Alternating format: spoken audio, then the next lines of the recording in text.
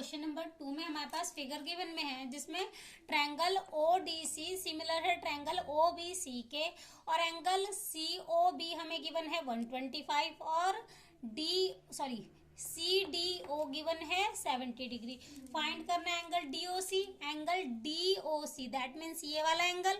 उसके बाद हमें फाइंड करना है DCO दैट मीन्स ये वाला एंगल और लास्ट है OAB लास्ट ये वाला एंगल। तो चलिए सॉल्यूशन स्टार्ट कर लेते हैं। अब हमारे पास एक सीधी लाइन पे बने दो एंगल का सम 180 डिग्री होता है, किससे? लीनियर पेयर से। तो angle D plus angle COB equal to 180 degree linear pair. Angle COD हमें फाइंड करना है, तो angle COD as it is plus angle COB हमारा कितना है 125 इक्वल टू 180। अब angle COD as it is COD 180, ये इधर प्लस का है तो इधर आएगा माइनस का 125। तो एंगल COD कितना आ जाएगा हमारे पास 55 डिग्री। अब उसके बाद हमें फाइंड करना है एंगल DCO। अब ट्रायंगल के तीनों एंगल का सम कितना होता है 180 डिग्री, तो इन्हें प्लस में लिख लेते हैं। एंगल CDO प्लस एंगल इसका नाम है DOC plus angle DCO equal to 180 degree.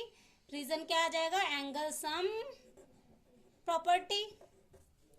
Angle हम इधर से भी पढ़ सकते हैं, हमें किसी भी एंगल का नाम पढ़ना है तो जिस भी एंगल का हम नाम पढ़ रहे हैं ना वो एंगल बीच में रहना चाहिए। दैट मीन्स अगर D पे एंगल बन रहा है तो D बीच में रहेगा, चाहे हम पढ़े CDO चाहे ODC, बट D बीच में रहेगा।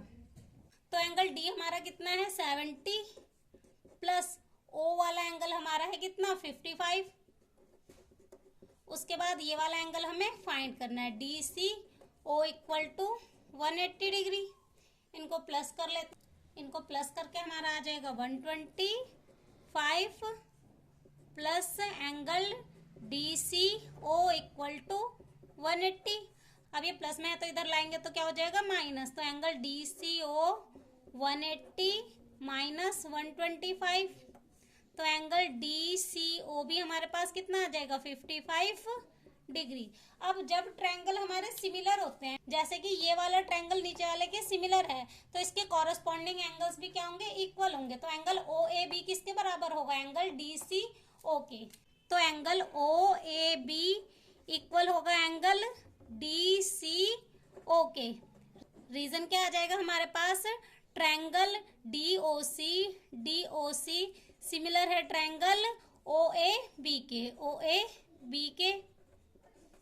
तो एंगल OAB कितना आ गया हमारे पास 55 डिग्री, क्योंकि ये वाला एंगल हमारा कितना था 55, तो इसका कॉरस्पॉन्डिंग एंगल कौन सा है? ये वाला। तो ये वाला एंगल भी हमारा कितना होगा 55 डिग्री।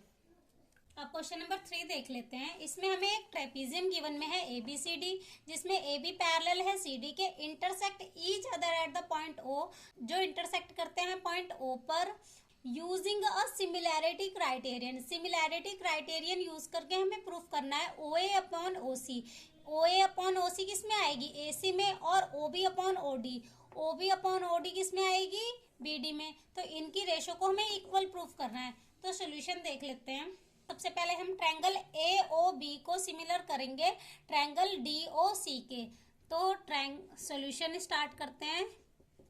ट्रायंगल AOB, सबसे पहले हमने कौन सा ट्रायंगल यूज किया? AOB। Triangle AOB and triangle DOC। सबसे पहले हमने ट्रायंगल का नाम लिख दिया। अब ये वाला एंगल किसके इक्वल है? एंगल D के।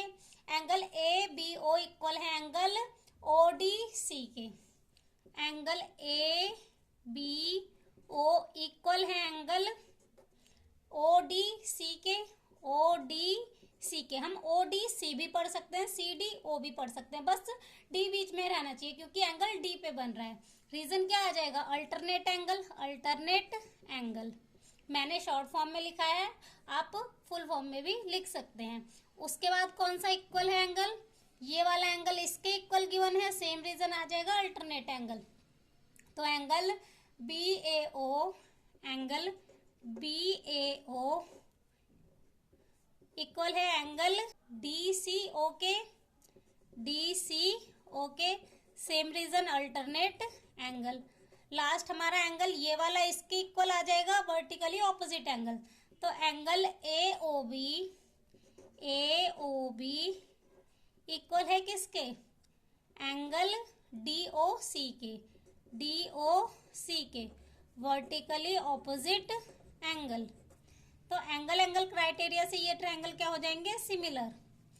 Therefore triangle AOB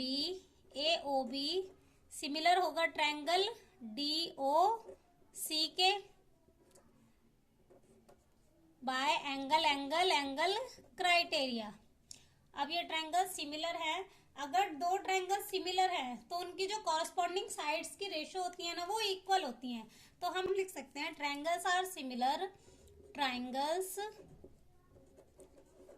are similar, triangles similar हैं तो हम लिख सकते हैं the ratio of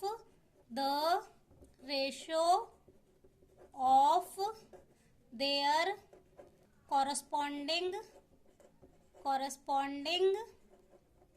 sides are equal.